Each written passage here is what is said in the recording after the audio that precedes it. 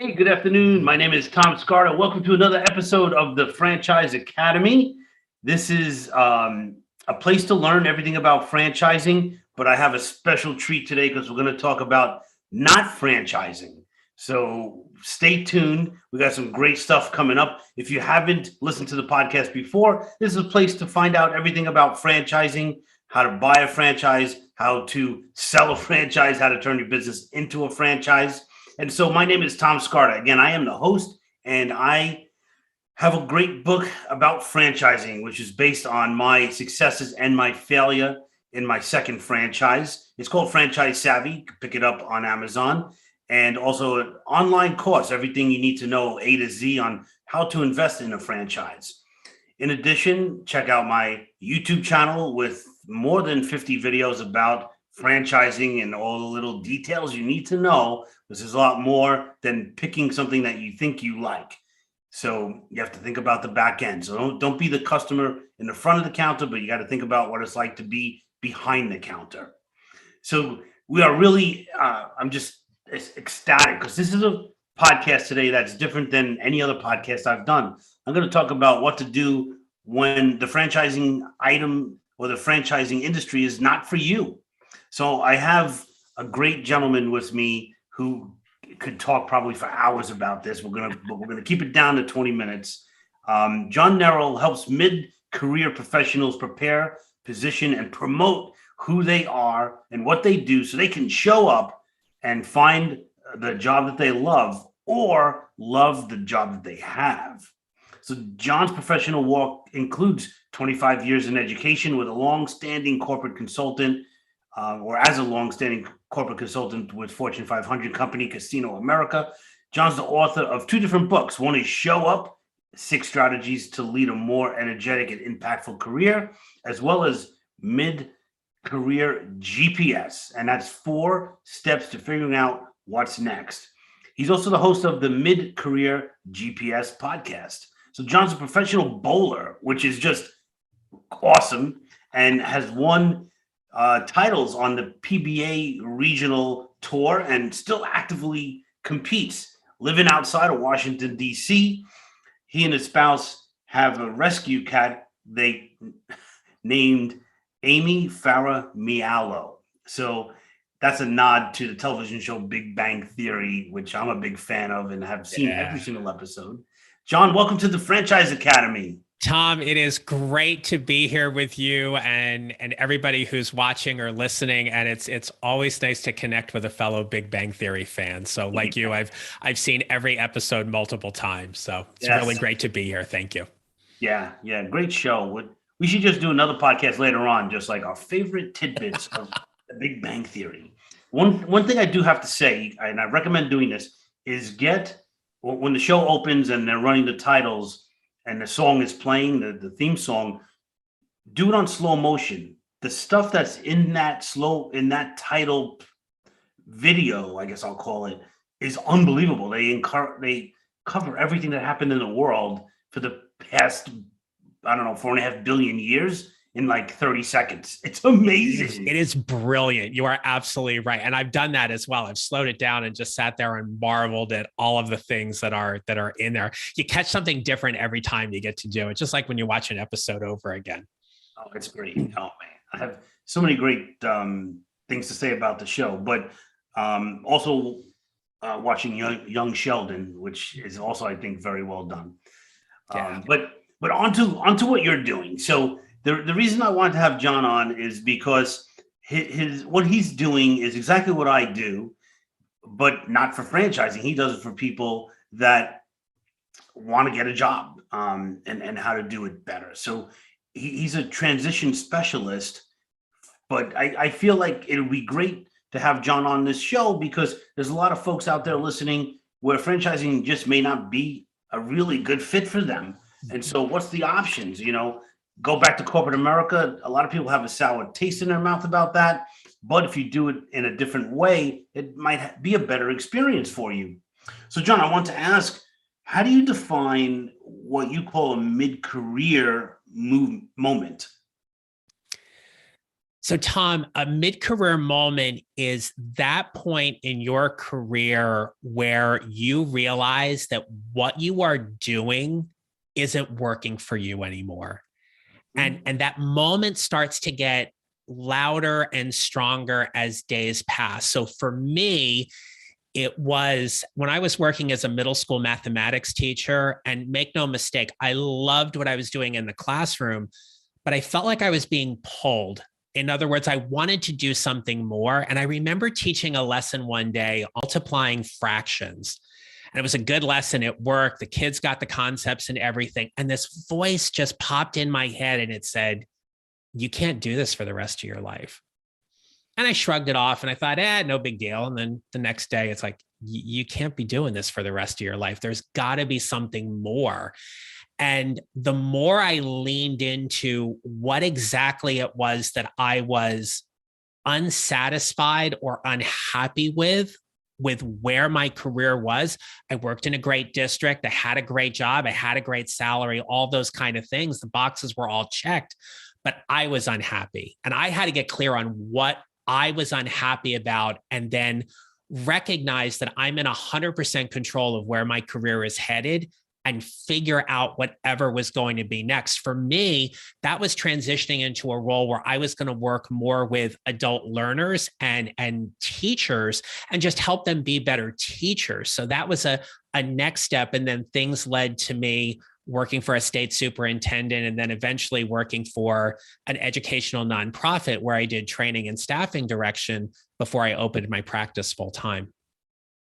That is awesome. And it's just a brilliant insight to what happens, I think, to most people. I call it a midlife awakening, actually. Yeah.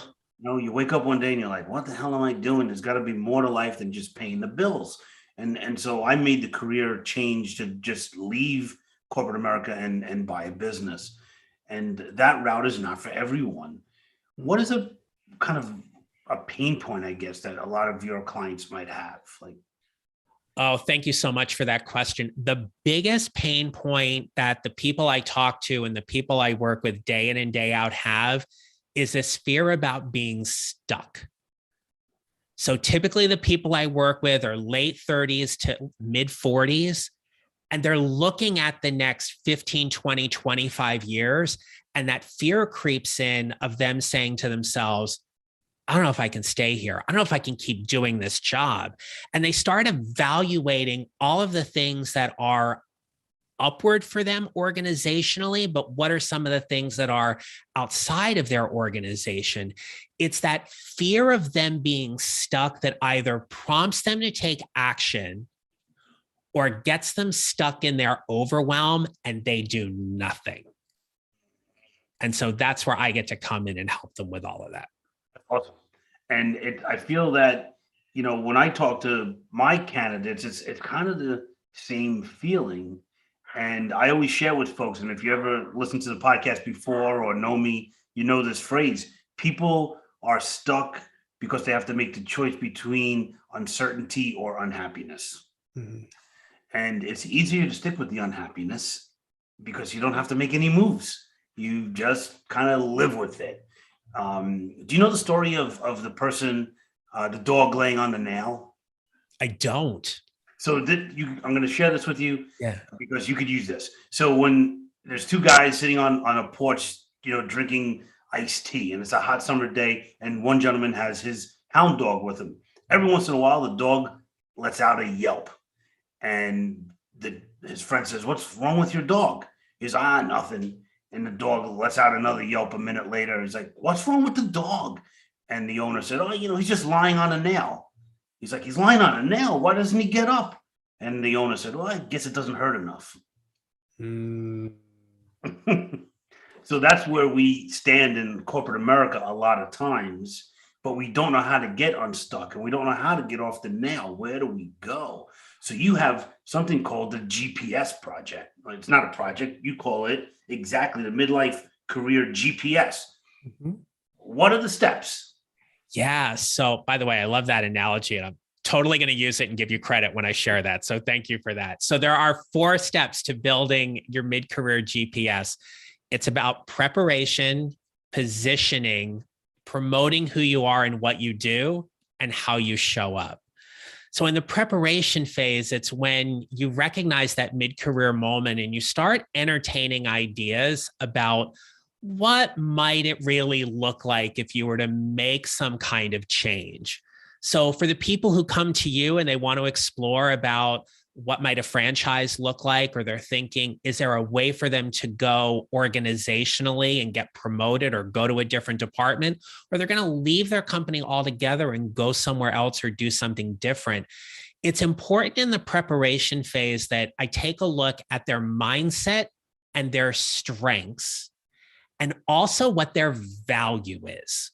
Not their core values, and obviously that's important. We do some of that as well, but there is something that we all do that is of value professionally to someone else. And I do work with my clients that's called a unique professional value statement. It's centered around who they help and what they help them do specifically and why that's important to them. When we iron all of that out in the preparation phase, then we can move into the positioning phase. So in the positioning phase, it's things like making sure your resume is really clear and specific and highlights the value you've done in your work and you're going to bring to a new organization. And there should be some alignment, especially for any active job seeker, between what's in their resume and what's on their LinkedIn. We want to get all of those things in order so we can strategically position you for what jobs you're going to apply to. Look, Tom, you and I both know, especially during our mid-career journeys, that life is busy. In fact, life's busy now. And so to have somebody devote what is the equivalent of a full-time or part-time job to their job search efforts really isn't likely. And people get discouraged from that very quickly. So to get really intentional with them about where do they want to work? What do they want to do? Who are the people they're going to work with? How are they going to help them? It takes a different lens when they're looking at those job postings and saying, is this really worth my time, effort, and energy to apply to? In the promoting phase, it's all about how we network, we interview, and we tell our story. And telling a story that is going to generate interest, so we get someone interested in who we are and what we do, as opposed to just finding us interesting. We're all interesting people. But if I can get you interested in what I do and how I can help you, you and I can have a much different conversation. And then the last part is showing up.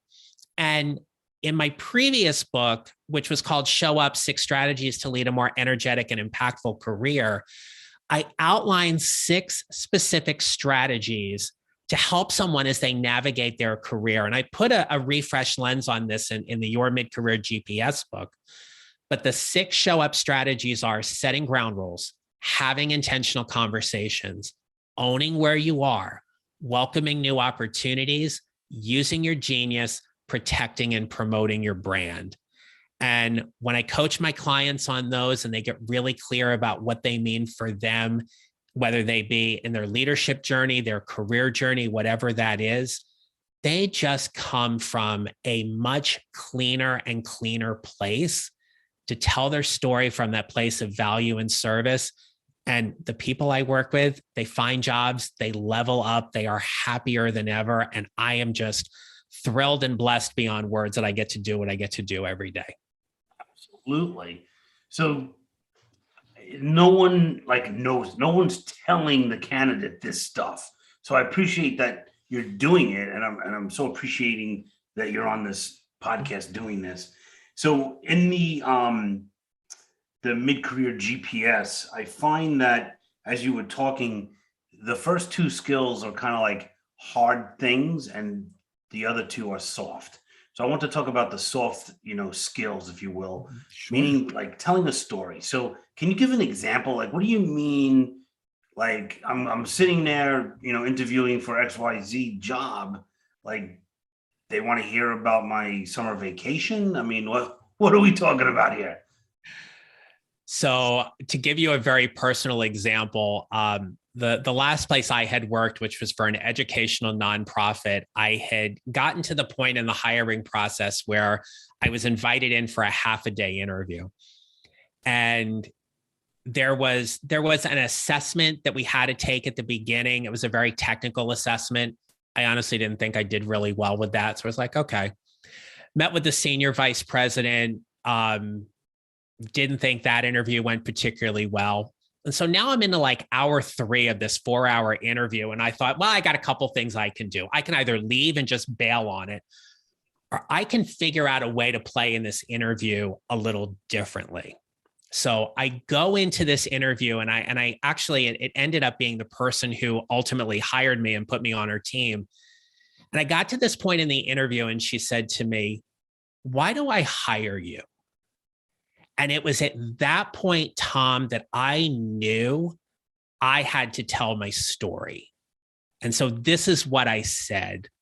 I said, well, I spent 14 years teaching in a school district in northern New Jersey. I worked for DC Public Schools for 14 months. I worked for the state superintendent for 14 months. I'm really just trying to get to 15 somewhere. Do you want to give me a chance?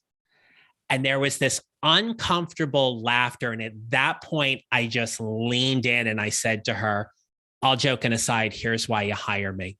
Pretty much guaranteed I probably bombed that assessment earlier, but my technical skills are good. You can level me up. I'm not worried about that. I said, but you're going to hire me because I'm really good at building teams. I'm really good at repairing dysfunctional teams. And I gave examples of where I had done that. And I had built relationships throughout my career. And I said, if you're looking for someone to put in front of a client, it's where I talked about my consultancy with Casio America. I go, I'm really good in front of the client. And I went through these key points of value in my story. And when I got done and I said to her, that's why you're going to hire me. And then I left after my next hour. And a couple of days later, I got a call with a job offer. So I accepted. And then I'm on the job 3 months.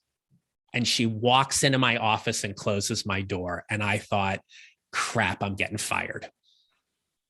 And she looks at me and she says, you're not getting fired. I said, okay, that's good. Thank you.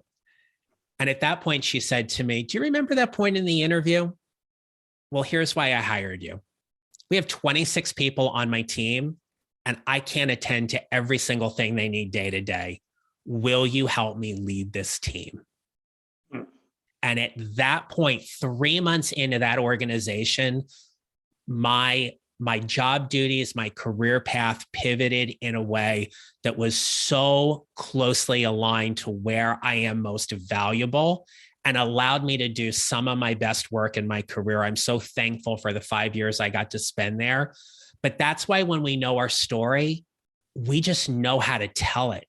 And we know how to tell it in a way that it's going to get someone interested because it speaks to their pain point and how we can help them as a valuable employee.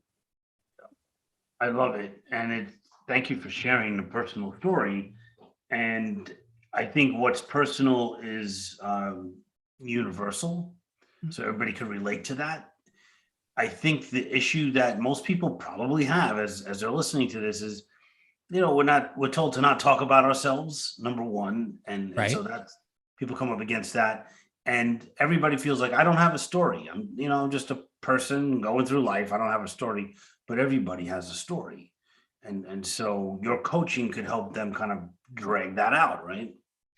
Absolutely. And another common theme across all the people I work with is they are very heart-centered leaders and professionals, meaning that they're going to put everybody else first before them. And that's another pain point where it is understandably difficult for them to talk about themselves, as you mentioned, because they feel like they're bragging or they're boasting, or it doesn't feel authentic or genuine in how they have been, quote unquote, taught how to do it. And that's where coaching really lets them massage all of that out in a way that they never pitch. Right? You and I talked previously about, like, if you want to pitch, go on Shark Tank. It's a great show. Love it. But it's not about pitching. It's about coming from that place of value and service that I just get to speak from a way of, here's how I can help you. One of the best things I ever talk with my clients about when they're getting ready to go in an interview is to do some of these verbal cues that are going to trigger the hiring manager or the interviewer's brain. Well, they'll say things like, well, here's how I can help you, or I can help you by doing this, or in my experience, here's how I've helped my previous employer. If we pay attention to the verbs, we build relationships very differently, as opposed to saying things like, well, I'm great because I generated $10 million in sales, or I, led this $5 million project, or whatever it is. It's not the way we necessarily want to come across when we're trying to build a relationship with somebody who may hire us. So if we come from that place, things happen very differently. How does that fit in with showing up, or is that what you mean by showing up? Yeah. So showing up, when I started my coaching practice, and even before that, I would have people I worked with or clients would come to me and they would say things to me like, I need to show up differently. But what does that mean? Because you could be interviewing somebody and they'd say to you, well, you need to hire me because I'm a team player. I want to know how you play on a team, so we're clear about that we play on a team the same way. And if we don't, we can have a different conversation. So throughout reflecting on my own career journey and in thinking about all of the conversations that I had had with my clients, it's why showing up got defined in those 6 particular strategies. It's why things like using your genius, that thing that you are so good at. Look, there's a lot of accountants out there. I'm just going to pick on accountants for a second. I mean, there's a lot of accountants out there and they're great, but there is something they do, or it's something they specialize in, that branch of accounting, that they do just a little differently than everybody else, right? You might have phenomenal tax knowledge, and you communicate that tax information in a way that your client can comprehend without going so deep into the tax laws. It's things like that that make us stand out. So when we show up and use our genius, we're just really clear where we're coming from, that place of value, and seeing if somebody else wants that, if it clicks with them in that regard. Is that like the main thing you focus on with showing up, or is there another kind of step that you find yourself talking about more with clients? Using your genius, protecting and promoting your brand are huge points in the coaching relationship to help people just get really clear about what they want to do next and why that's important to them. But the other piece, Tom, is coaching them on having intentional conversations. People oftentimes think they know certain things. We've all been guilty of it. But it's when we know certain things that we can start really making the changes we need to make. I have a client who was trying to negotiate a promotion within a very large Fortune 50 company. And it was them having intentional conversations where they got so clear about their brand, their reputation, how they navigated within the last reorg, what was working well for them, what wasn't working well for them. And just because they were willing to go and have an intentional conversation, not to hear what they wanted, but to hear what they needed, and then to come back into the coaching relationship and process all of the information they were able to gather, shaped the way they navigated internally so differently that within the last 6 months, they actually got that promotion they wanted. And that was because they had those conversations that needed to be had. You said, like, you got to talk about your brand, and people like, I don't have a brand. I'm just Tom Scarda. It's not a brand, So explain what you mean when you're talking to somebody looking for a job about their brand. I do love Jeff Bezos's quote about your brand is what people say about you when you're not in the room. Mm-hmm. If we take that one step further, your reputation is how well you deliver on it. So people are saying things about you. And people are saying things about you either because they've directly experienced something with you or they've heard something about it with you. If you're going to control the narrative and you are going to find ways to elevate and protect and promote your brand, you have to know what is being said about you. And that is about talking to people with whom you explicitly trust and can come to them very authentically and genuinely to just say, I want to talk to you about what people are saying about me. I'm really trying to dig in more about what is my brand. And I'm curious from your point of view and the conversations you're having, what are people saying about me? And your job at that point is just to listen. Yeah. You can get curious. Tell me more. What did you mean by that? Try to get them to share as much as possible. And then when you're done with that conversation, thank them, because as difficult as it is for you, it's probably a little difficult for them as well, because sometimes they have to deliver information you probably don't want to hear, but you need to hear it. So for example, maybe it's your email communication is a little abrupt and doesn't align with the company culture.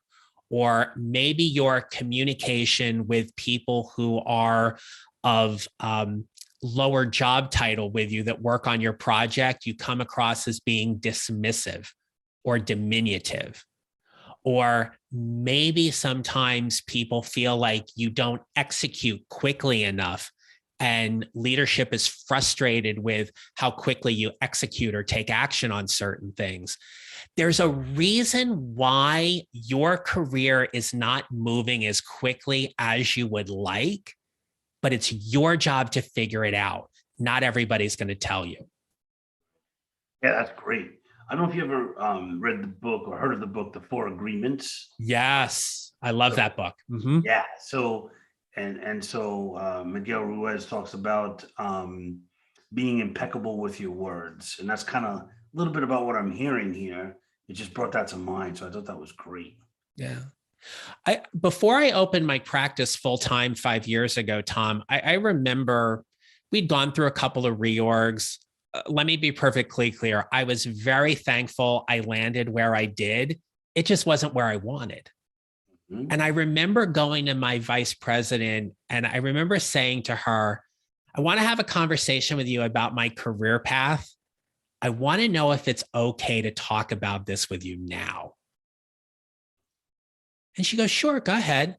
And I said, well, here's how I'm looking at it. I go, I like what I do, and I know I do good work, and I know you see that as well. And while I'm not at risk of getting fired today, what I see is that my career path here, based on where I landed in the org chart, is it's at best horizontal. Not getting promoted, not getting a bonus, not getting a raise.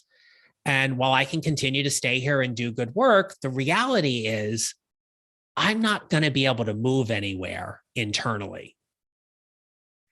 And she looked at me, Tom, I'll never forget that look. She looked at me with almost like this shock and awe kind of look. And she goes, they just don't get what you do. They don't see the value you bring. And it was very clear that executive leadership was seeing one path, and I was not part of that. And that's why I said, wasn't at risk of getting fired. I was very appreciative they were keeping me on doing what I was doing. But being that I wanted to do more coaching, that just wasn't a possibility. So I needed to have that intentional conversation to get the confirmation that what was going on inside of me was accurate. And when she confirmed for me what I thought to be true was, I left 6 weeks later. And I left with a lot of gratitude because I am so grateful for the experiences I had there, but I left because I knew I could help more people outside that organization than I could internally. This is like such powerful stuff, and so many people could use this information. So I appreciate you being on this podcast, and wanted to know how people can get in touch with you. Best way for people to get in touch with me, find me on LinkedIn. John Neral, Neral, easily enough. Would love to just get a connection request from everybody and saying they heard me on your podcast. They can go to johnneral.com, JOHNNERAL.com. I've got some free resources right there on my homepage to help you start building your mid-career GPS. And then certainly take a listen to the Mid-Career GPS podcast as well. Yeah, for sure. Check out that podcast where all great podcasts can be heard. Yeah. So appreciate that. And all that information will be on the franchiseacademy.com. You could get in touch with John that way. Any parting words that you would like to leave for people listening to you right now? So absolutely. And Tom, thank you again for this opportunity. What I want to leave with everybody is let's just acknowledge that all our career paths are messy. They're not linear. They're not perfect. They have some moments where things are going really great and other times when they are not. And going through all of those phases in our career journey gets us to where we are because it's the totality of our experiences. And the key is how we show up matters.